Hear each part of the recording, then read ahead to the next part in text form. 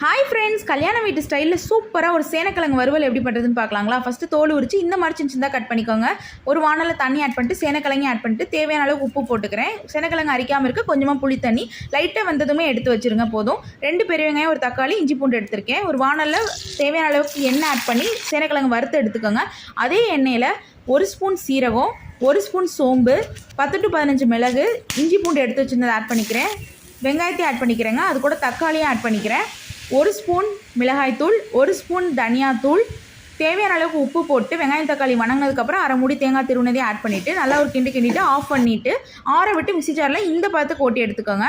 அதே வானலில் ஒரு கரண்டி கடலெண்ணெய் ஆட் பண்ணிட்டு கொஞ்சமாக பட்டை, 1 கிராம்பு, ஃப்ரை பண்ணி வச்சுருந்த சேனக்கிழங்கையும் ஆட் பண்ணிட்டு பேஸ்ட்டையும் ஆட் பண்ணிக்கிறேன்.